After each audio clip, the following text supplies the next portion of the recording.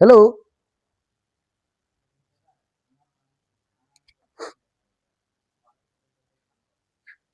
आइए आज हम स्टार्ट करते हैं सिविक्स का पहला ही चैप्टर का। जितने भी लघु उत्तरीय प्रश्न हैं, सारे के सारे महत्वपूर्ण लघु उत्तरीय प्रश्नों को आज स्टार्ट करते हैं। आइए बिना कोई बकवास का शुरू करते हैं क्लास। चलिए, सबसे पहला क्वेश्चन देखिएगा आप।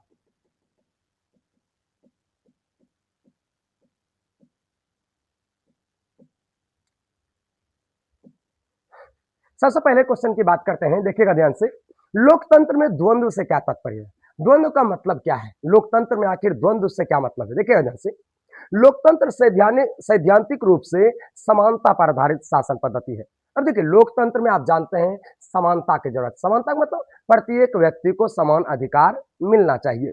यानी कि लोकतंत्र में सैद्धांतिक रूप से समानता पर आधारित शासन पद्धति है, यानी सभी लोगों को समान अधिकार प्राप्त है। अच्छा, परंतु कहता है विभिन्न लोकतांत्रिक पद्धतियों में व्यवहार में अक्सर विरोधाभास या संघर्ष देखने को मिलता है।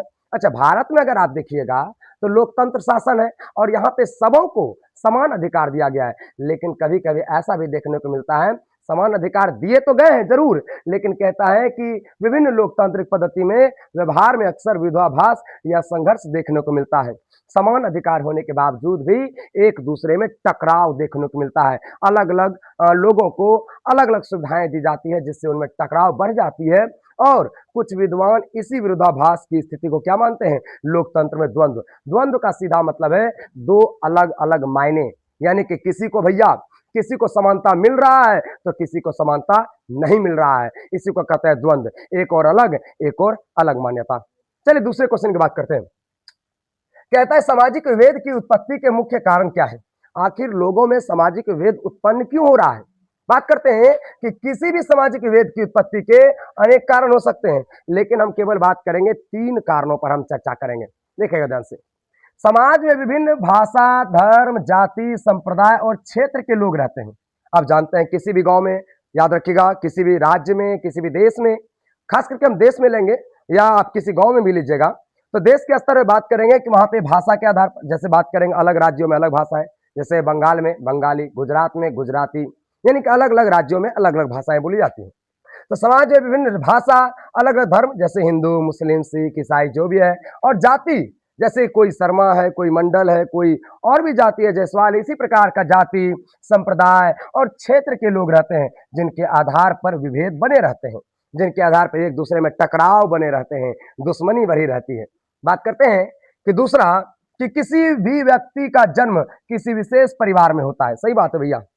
आप वहां भगवान घर से ही सर तय करके आते हैं कि आपका जन्म जो है किस परिवार में होगा, हिंदू में होगा, मुस्लिम में होगा, सिख में होगा, ईसाई में होगा।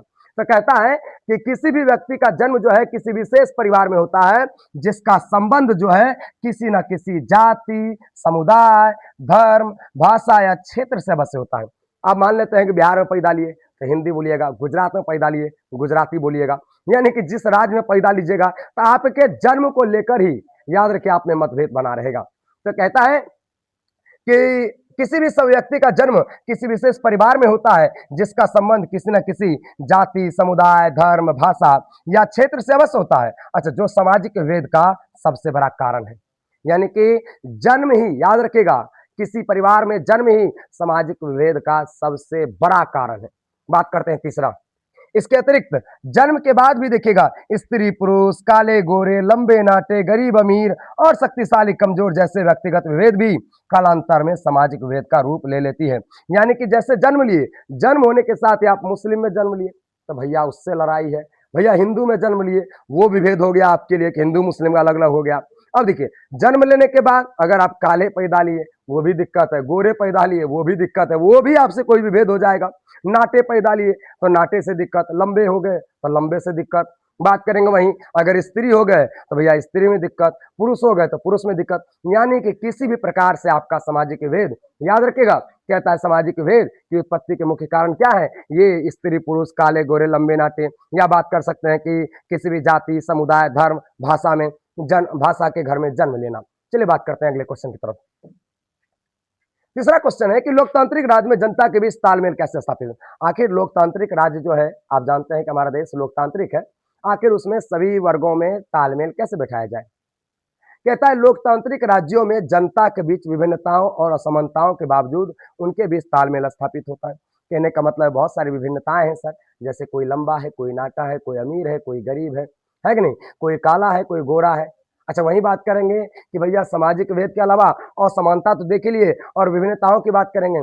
कोई भैया धर्म को लेकर है, कोई भैया जाति को लेकर है। अच्छा, यही सब याद रखिएगा विभेद का सबसे बड़ा कारण है। लेकिन लोकतांत्रिक राज्य में जनता की विभिन्नता और समानता के बावजूद भी उनके बीच तालमेल स्थापित किया जाता है, ताकि ये भेद लोकतांत्रिक राजनीति पर नकारात्मक प्रभाव न डाले, किसी प्रकार का दिक्कत ना हो। यानी कि लोकतंत्र, आप पता है कि सबों को समान अधिकार देती है, ठीक है? तो कहता है कि आपको इसके बीच में तालमेल बनाकर रखना होगा, दोस्ती को बनाकर रखना होगा, तभी लोकतंत्र जो राजनीति में प्रभाव कभी नहीं पड़ेगा और लोकतंत्र की सफलता में बाधक भी कभी नहीं बनेगा। सामाजिक विभेद और सामाजिक विभाजन में क्या अंतर है? देखिएगा, विभेद अलग होता है और विभाजन अलग होता है। देखिएगा ध्यान से कि एक क्षेत्र में रहने वाले जाति, धर्म, भाषा, संप्रदाय के लोगों के बीच विभिन्नताएं को हम सामाजिक विभेद कहते हैं। सामाजिक विभेद में 4 कारक याद रखिएगा, जाति, धर्म, भाषा और संप्रदाय को लेकर जो अलग रहते हैं उसे हम कहते हैं सामाजिक विभेद। और बात करेंगे वहीं पे कि धन, रंग या क्षेत्र, धन जैसे कोई अमीर है, कोई गरीब है, रंग जैसे कोई काला है, कोई गोरा है, कोई नाटा है, कोई लंबा है, इसको लेकर अगर किसी के बीच में विभेद है तो समझ जाए कि वो क्या है, सामाजिक विभाजन है। सामाजिक विभेद में याद रखिएगा जाति, धर्म, भाषा और संप्रदाय को लेकर है, लेकिन सामाजिक विभाजन जो है वो धन को लेकर है, रंग को लेकर है, काले नाटे को लेकर है, अमीर गरीब को लेकर है। चलिए अगले क्वेश्चन की तरफ बढ़ते हैं हम। कहता है 5वां क्वेश्चन है सर, देखिएगा ध्यान से। बात करेंगे कि लोकतंत्र में सामाजिक विभेद कब घातक हो जाता है। आखिर लोकतंत्र में समाज के बीच जो विभेद, टकराव कब घातक बन जाता है। सामाजिक विभेद तब घातक बन जाता है जब सीमा का उल्लंघन करने लगते हैं और सामाजिक विभाजन का रूप ले लेती है। याद रखेगा, जब लोग धर्म, जाति, अमीर गरीब को लेकर ज्यादा से ज्यादा आक्रोश फैला देते हैं समाज में, याद रखेगा यही यही राजनीति, याद रखेगा, सामाजिक विभाजन का सबसे बड़ा रूप ले लेती है। अच्छा, वहीं बात करेंगे कि धर्म, धन, क्षेत्र, भाषा, जाति या संप्रदाय के नाम पर जब लोग आपस में उलझते हैं, आपस में लड़ते हैं इन सब बातों को लेकर, भैया हम इस धर्म के हैं, भैया हम ये भाषा के बोलते हैं, हम अमीर हैं, हम गरीब हैं, इस बात को लेकर लोगों में लड़ाइयाँ होती है, तो यह लोकतांत्रिक व्यवस्था को कमजोर कर देता है, लोकतंत्र को कमजोर बना देता है। और याद रखिएगा तब वो क्या कर जाती है, खतरे में पड़ जाती है। बात करेंगे अगला, वही बात करेंगे विविधता किस प्रकार सामाजिक एकता के लिए सहायक सिद्ध होता है। विविधता यानी कि अलग अलग समाज के रहने वाले लोग, अलग अलग भाषा के बोलने वाले लोग, अलग अलग, देखिएगा, अलग अलग यानी कि जैसे अमीर और गरीब में अलग अलग भाषा बोलने वाले लोग, अलग अलग राज्यों में रहने वाले लोग, अलग अलग हिंदू, मुस्लिम, सिख, ईसाई धर्म के लेकर बंटवारा। तो वही कहता है कि विविधता यानी इन सब में क्या है, विविधता है, अलग अलग रहते हैं लोग। तो संकट की घड़ी में विभिन्न संप्रदाय, धर्म और जाति के लोग अपने विभेद को त्याग कर एकजुट हो जाते हैं। कहता है जब देश पर आँच आती है ना, तो ये तभी धर्म, जाति ये नहीं देखा जाता है, सभी लोग मिलकर एकजुट होकर क्या करते हैं, पूरे समाज यानी कि पूरे देश की रक्षा के लिए सामाजिक एकता का उदाहरण बन जाता है। यानी कि समाज में सब एक हो जाते हैं, तभी किसी प्रकार का उनमें विभेद नहीं होता है। वहीं दूसरी बात करेंगे कि प्राकृतिक आपदाओं या देश पर आक्रमण के समय लोग आपस में मतभेद को भुलाकर एक दूसरे का साथ देते हैं, चाहे वो किसी भी धर्म का क्यों ना हो, सब मिलकर जो है देश के खिलाफ अगर कोई आता है तो उसको हम मार के भगाते हैं। सब मिलकर जो काम करते हैं उसी को कहते हैं कि विविधता किस प्रकार सामाजिक एकता बन जाती है।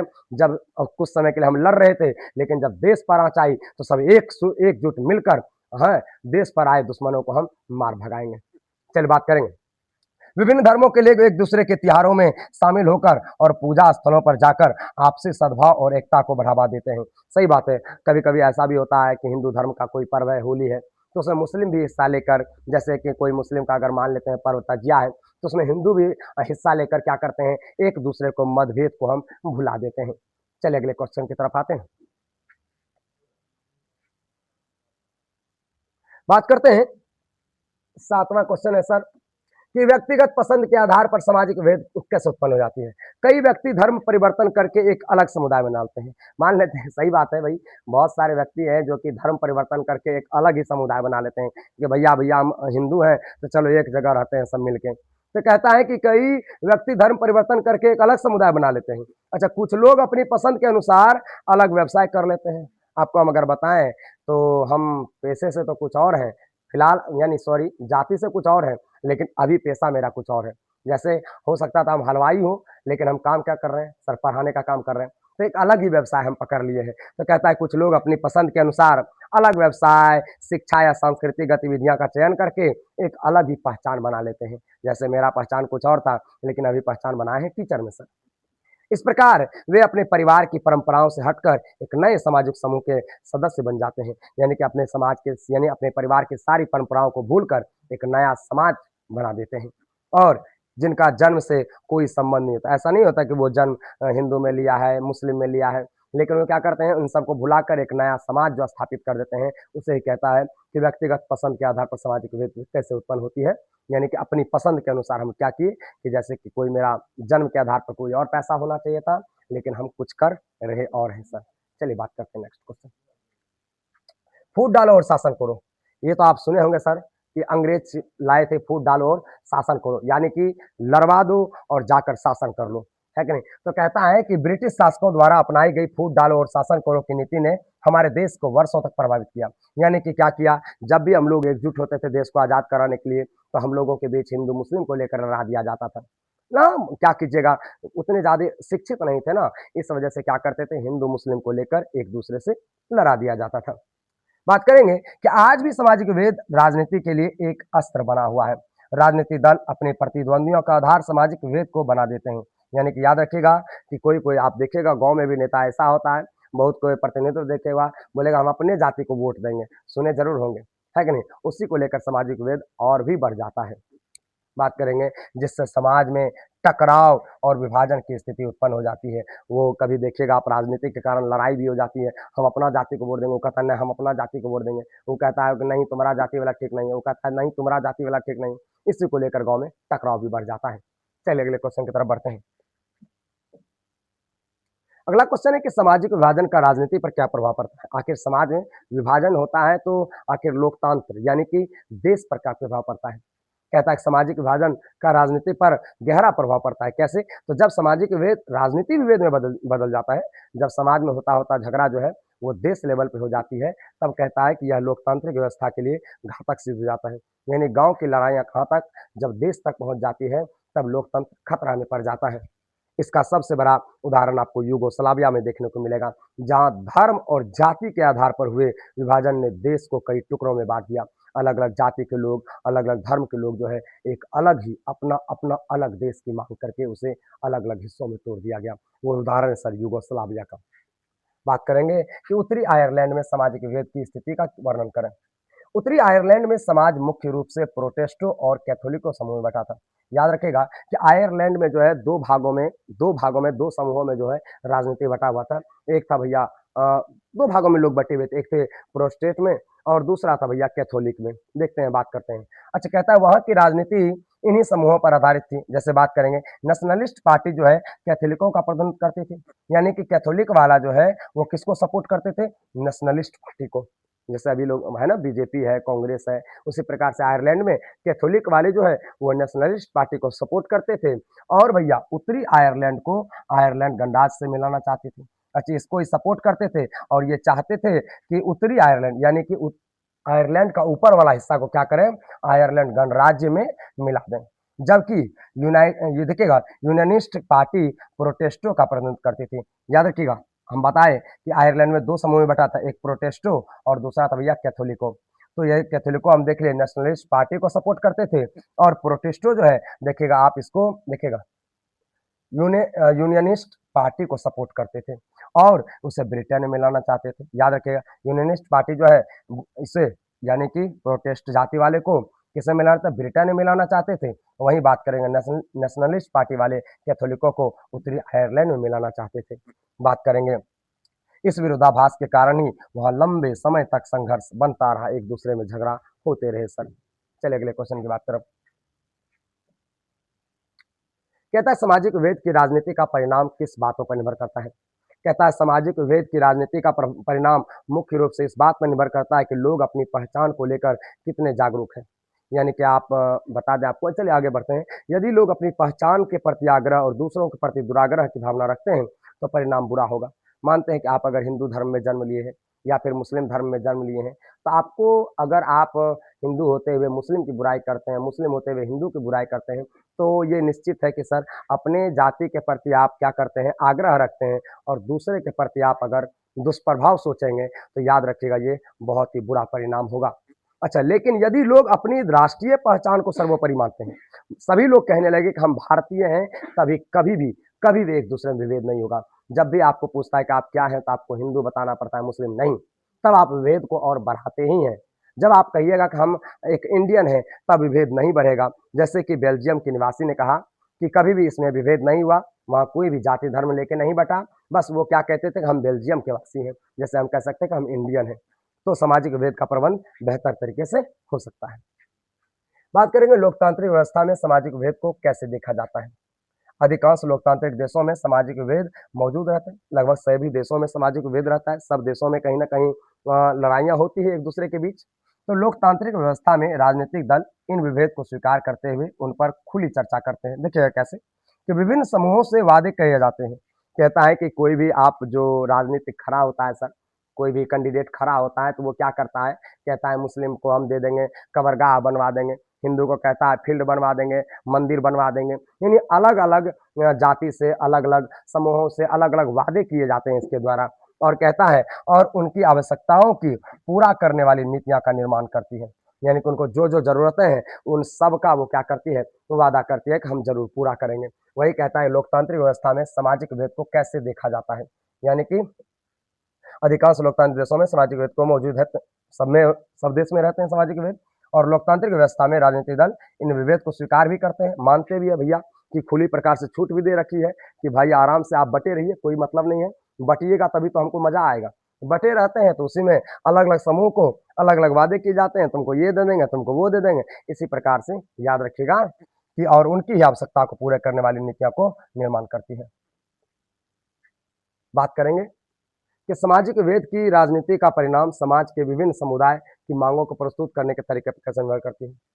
यदि किसी समुदाय की मांगे राष्ट्रहित में नहीं है, राष्ट्रहित मतलब देश के लिए अगर कोई मांगे नहीं है, मान लेते हैं कि कोई हिंदू धर्म का कह दे कि हम भैया मंदिर बनवाना चाहते हैं, अगर उसी गांव में मुस्लिम की संख्या ज्यादा होगी तो भैया मार होगा कि नहीं होगा। तो वही कहता है कि अगर ये राष्ट्रहित नहीं होगा, अगर देश के लिए नहीं होगा और उन्हें मानने के लिए शासन पर दबाव डाला जाएगा, तो इसके परिणाम क्या होंगे भैया, दुखद होंगे। अगर सबके हितों की बातें नहीं होगी, सब लोगों का सहमति नहीं होगा, तो वो देश के लिए बहुत ही हानिकारक होगी। अच्छा, वहीं यदि मांगे उचित होगी, चलो सबके लिए जरूरी है, तो मांगे उचित होगी तो समुदाय के हितों पर कोई बुरा प्रभाव नहीं पड़ेगा, तब तक भैया कोई लड़ाइयाँ नहीं होगी। तो ऐसी मांगों को सरकार द्वारा मान लेने से अच्छा परिणाम मिलते हैं। वहीं बात करेंगे कि श्रीलंका में केवल सिंहलिया हितों को मान्यता देने का दुष्परिणाम सामने आया। तो श्रीलंका में भैया अनेक जातियों में बटे थे, जिनमें से एक जाति का नाम था सिंहली। और सिंहली का मान्यता प्राप्त मिल गया ज्यादा से ज्यादा, उनकी बातों को माने जाने लगा। इससे विभेद क्या हो गया, श्रीलंका में बढ़ गया। और जबकि भारत में हिंदी के साथ अंग्रेजी के प्रयोग की उचित मांग को मान लेने पर सकारात्मक परिणाम आया। जब अंग्रेजी के साथ इंग्लिश को भी मान लिया गया था ना, तब याद रखेगा, तब कोई भी मतभेद जो है भारत में नहीं हुआ। अगर एक ही भाषा को मानता तब जरूर है कि भारत में भी मतभेद होता, जैसे श्रीलंका में सिंहलियों के साथ हुआ था। सिंहलियों की मान्यता तो मिली, लेकिन अन्य जातियों को उनके अनुसार नहीं मिली। क्या सामाजिक विभेद की राजनीति हमेशा लोकतंत्र के लिए हानिकारक होती है? क्या हमेशा लोकतंत्र के लिए हानिकारक होगी? नहीं, सामाजिक विभेद का राजनीति हमेशा हानिकारक नहीं होती। यह राजनीति लोकतंत्र को सशक्त भी बना सकती है यदि वह छोटे समूह और अल्पसंख्यक के हितों की ओर सरकार का ध्यान आकर्षित करती है। देखिएगा, अलग अलग समूहों में बटे तो जरूर होते हैं। आपको हम बताएं कि जब भी देश पर कोई खतरा होता है, सब मिलकर एकजुट होकर उसका सामना करते हैं।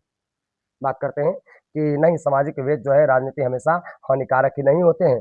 यह राजनीति लोकतंत्र को सशक्त भी बना सकती है यदि यह छोटे समूह और अल्पसंख्यक के हितों की ओर सरकार का ध्यान आकर्षित करती रहे। यानी कि छोटे छोटे समाज के लोग जिस पर दुष्प्रभाव पड़ रहे हैं, जिस पर भैया कोई ध्यान नहीं दे रहा है, अगर अलग अलग समूहों से, अलग अलग गुटों से कोई अगर खड़ा होकर बोलता है, तो उनके लिए भी न्याय का सुविधा किया जाता है। अगले क्वेश्चन की तरफ बढ़ते हैं सर। कहता है कि लोकतांत्रिक व्यवस्था में शोषित या उपेक्षित वर्गों की अपनी मांगों के लिए क्या करना चाहिए। कहता है सामाजिक विभिन्नता के कारण जो वर्ग शोषित या उपेक्षित है, जिस पर बहुत ज्यादा अत्याचार हो रहा है सर, उन्हें अपनी मांगों के लिए शांतिपूर्ण, ऐसा नहीं कि डंडा से उठ जाएंगे ले दे के, नहीं, शांतिपूर्ण और लोकतांत्रिक रास्ता अपनाना चाहिए। जो संविधान में लिखा है सर, वैसे ही रास्ते अपनाने चाहिए, तभी आपको याद रखेगा, तभी आपको शोषण, तभी आपके साथ शोषण नहीं होगा सर। कहता है सुनेगा, यदि सामाजिक विभेद की राजनीति के कारण कभी राष्ट्रीय एकता पर संकट उत्पन्न हो जाए तो उससे कैसे निपटा जाएगा। कहता है ऐसी स्थिति में घबराने की आवश्यकता नहीं है, आपसी सौहार्द उत्पन्न करने की समस्या से घबरा जाता है। कहता है सुनेगा कि शासन का यह दायित्व है कि वह संभावित गड़बड़ियां की पहचान करे और उचित कदम उठाए ताकि सामाजिक विभेद की राजनीति के सरकार सकारात्मक परिणाम आए। कहता है कि यदि सामाजिक विभेद की राजनीति के कारण कभी राष्ट्रीय एकता पर संकट आ जाए, यानी कि समाज में हुई लड़ाइयां अगर देश लेवल पे चले आए, तो कहता है कि राष्ट्रीय एकता पर संकट आ जाए तो उससे कैसे निपटा जाएंगे। कहते हैं ऐसी स्थिति में घबराना नहीं चाहिए, कभी भी देश में किसी भी समाज को घबराना नहीं चाहिए और आपसी सौहार्द उत्पन्न करके समस्या यानी कि आपसी दोस्ती को बढ़ाकर जो है इसे इस समस्या को खत्म किया जा सकता है। अच्छा, शासन का यह दायित्व है, जो शासक है, देश के जो शासक हैं सर, उनका दायित्व है कि वह संभावित गड़बड़ियां की पहचान करें, आखिर गड़बड़ कहाँ है, आखिर दिक्कतें कहाँ हैं, उनकी पहचान करे और उचित कदम उठाए, क्या सही है इनके बारे में सोचे, ताकि सामाजिक विभेद की राजनीति के सरकार सकारात्मक परिणाम आए, ताकि जो है सही से सब कुछ हो पाए। चलिए आज का हम बात करेंगे लास्ट क्वेश्चन कि भारत में संदर्भ में राष्ट्रीय एकता बनाए रखने के लिए क्या आवश्यक है। कहता है भारत में यह भावना जागृत रखना आवश्यक है, हम भारतवासी हैं। अगर प्रत्येक व्यक्ति भारत में कह दे कि हम भारतवासी हैं, तो कभी भैया एक दूसरे में लड़ाई होगी ही नहीं होगी। बात करेंगे यदि यह भावना बनी रही तो भाषा या समुदाय के नाम पर होने वाले दुर्व्यवहार घटनाओं को रोका जा सकता है। और अगर ये सभी व्यक्ति कहें कि हम इंडियन हैं, तो कभी भी भाषा या धर्म को लेकर एक दूसरे में लड़ाई नहीं होगी और सामाजिक विभेद की राजनीति के बुरे परिणाम से बचा भी जा सकता है। तब कोई दिक्कत ही नहीं होगी, तो भैया राजनीति में बच भी जाएंगे। कहता है कि राजनीति के बुरे प्रभाव से भी क्या होंगे, हम बच जाएंगे। चलिए आज जो है सिविक्स का पहला चैप्टर जो है, कोई खासा क्वेश्चन था नहीं सर, केवल सामाजिक विभेद के बारे में ही जानना था, सामाजिक विभेद आखिर कैसे राजनीतिक विभेद बन जाती है, बस इस पर ही ज्यादा क्वेश्चन था और उनसे कैसे बचा जाता है। चलिए आज जो है सिविक्स का हम पहला चैप्टर पर हैं, ठीक है। इसी तरह हम नेक्स्ट डे जो है आपका सिविक्स का दूसरा चैप्टर लेकर आएंगे। ऐसा करते हैं कि आज के लिए इतना ही रखते हैं, मिलते हैं नेक्स्ट वीडियो में। धन्यवाद। अगर आपको कोई भी दिक्कत है तो आप कमेंट जरूर करेंगे और आपको अगर अच्छी लगती है तो इस वीडियो को शेयर, लाइक एंड कमेंट जरूर करेंगे। धन्यवाद।